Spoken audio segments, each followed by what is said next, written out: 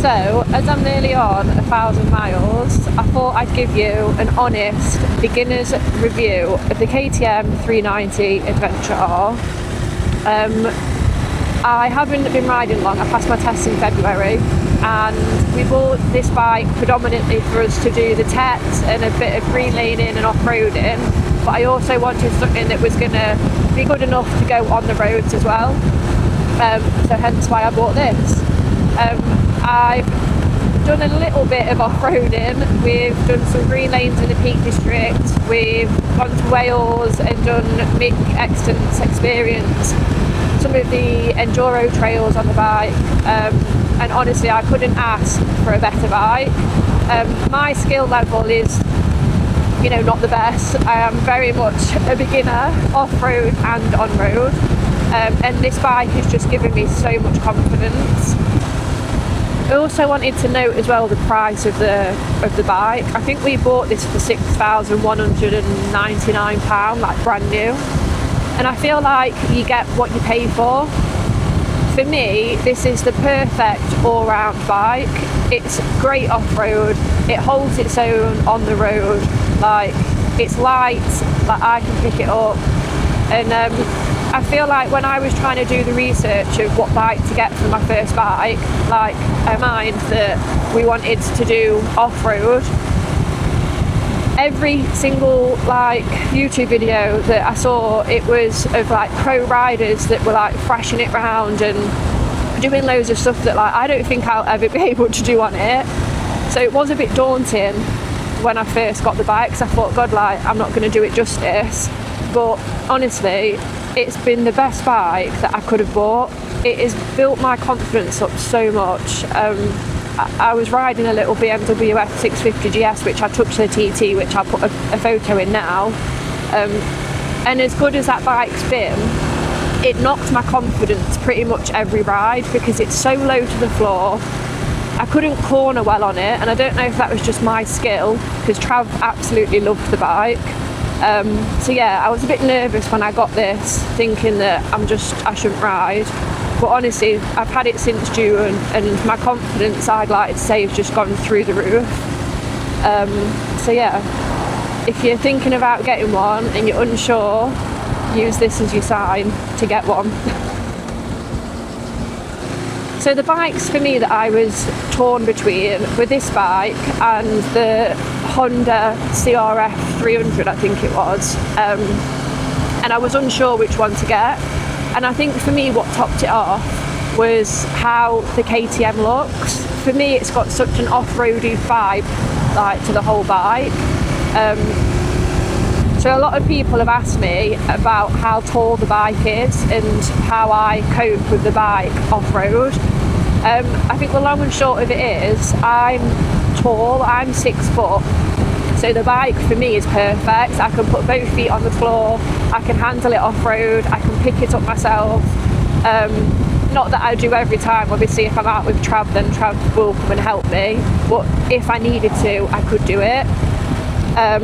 I do think that, well, I've got a friend that's got the same bike as me, and she's a lot smaller than I am, and she still goes off-road on it. I think it's just with what you feel comfortable with. But for me, it's been perfect. I mean, I've ridden Trav's Triumph Tiger off-road, and I absolutely hated it. It was way too heavy. I felt way out my depth. It knocked my confidence. So for me, as a beginner that's literally been riding for 4 or 5 months now, this bike has been perfect. So upgrades that we've done so far on the bike is we've put new handguards on. We've gone with the Acerbi's X Factor handguards. The stock handguards, they're not great. I mean, they serve their purpose, but they're not great. We did try the Bark Busters, but I think because this is the new model, they just didn't fit right. They sat right in front of the glass on the brake reservoir, and it was just shit. So yeah, we've upgraded the handguards. We've done little mods like take off the pillion pegs. There's a never-ending list of things that we want to do to the bike. So we want to get crash bars. Obviously, if you've watched our channel, you'll see that it gets dropped quite a lot. So I want crash bars at the front, obviously as well, they'll help with carrying any of the luggage. We want to get rally raid racks back and side. What else do we want? I want new graphics for the bike. Trav said about getting a new sump guard. I'm still running it on stock tyres at the minute. I mean, I've biked before I got the bike, and all I heard of was all these pro riders that were trying the bike and they were saying how shit the tyres are. And they probably are for them, for what they want to do, but for what I want to do and for what I do on it, the like tyres have been perfect for me. In the wet, we obviously are going to want to get some better tyres for off-road, but for what we've been doing, I mean, to keep costs down, they've been fine. So yeah, a new sump guard. We want a tail tidy for the bike as well, because where the number plate is, it just looks a bit shit. We've changed the mirrors out because obviously we're going off-road, so if I fall, the mirrors just fold in instead of break. Next thing I want is a mount to have a sat-nav here. I think that will help me massively, just so I can see where I'm going instead of having to follow Trav. So yeah, we want a mount and a sat-nav, but yeah, all in all, it's been a pretty decent bike to start with. I honestly love it. It's built my confidence up so much. So yeah, anything that you want to know, then pop down in the comments and I'll answer any questions that you've got about the bike.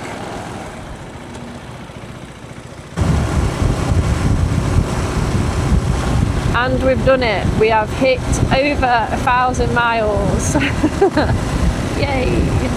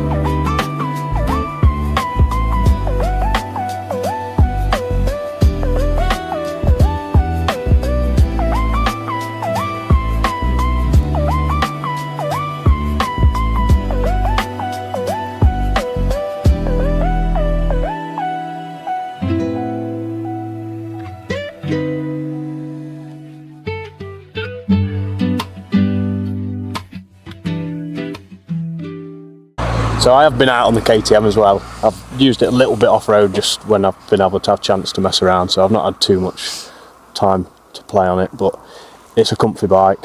It does everything you need to do, especially for a first bike. So it's done its first service, which obviously you've got to be a little bit calmer with, refrain from caning it too much. Since then, it's, yeah, no hassle. On that God, he was going fast. On that bike, I've used it a little bit off-road. Done a little bit when we was in Wales on it, and yeah, again, I'm no expert off-road. I've only just picked it up, and we have that proof.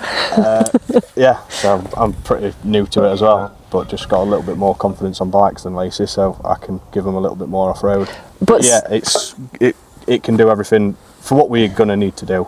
It's got everything. It's a great little bike.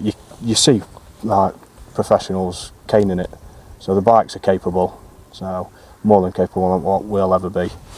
Going back to the confidence thing as well, obviously I only passed my test in February. I'd like to say that I have lacked confidence, especially on the road, going around corners. And I know that comes with time, but the BMW that I was riding before, every ride that I had on it, I got off and I just felt more shit.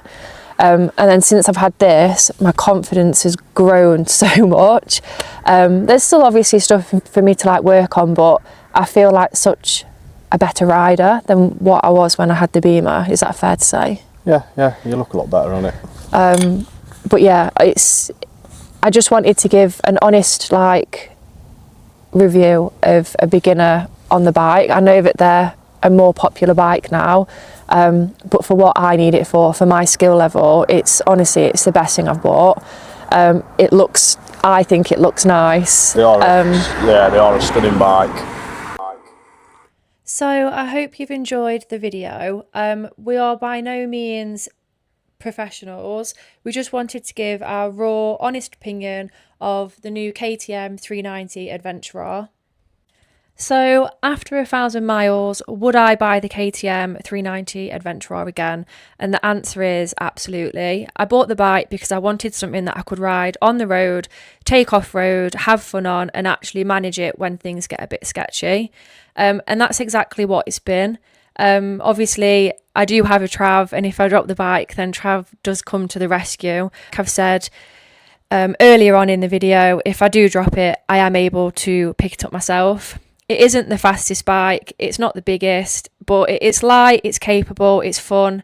So I also did just want to mention the warranty of the bike. So obviously we bought this brand new, so it does come from KTM with a 4-year warranty, which does give you a bit of extra peace of mind, especially, you know, when you're buying a brand new bike. I did have its first service done at roughly around 630 miles, and that did cost around £220. So it is worth bearing the sort of running cost in mind if you are looking at buying it new and you are wanting to keep the warranty. But apart from that, the bike, it honestly has been faultless. It also runs at around, I want to say about 200 to 230 miles to a full tank, which I think is pretty decent for a 14-litre tank. So that is my review of the bike, and if you're considering getting one, then hopefully this video has given you a bit more insight into what a KTM 390 Adventure R is actually like.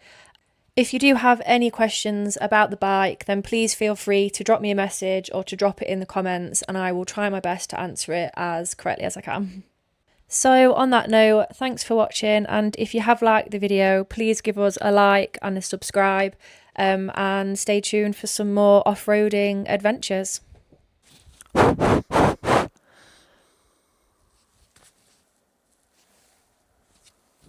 Well, that's going in video for sure.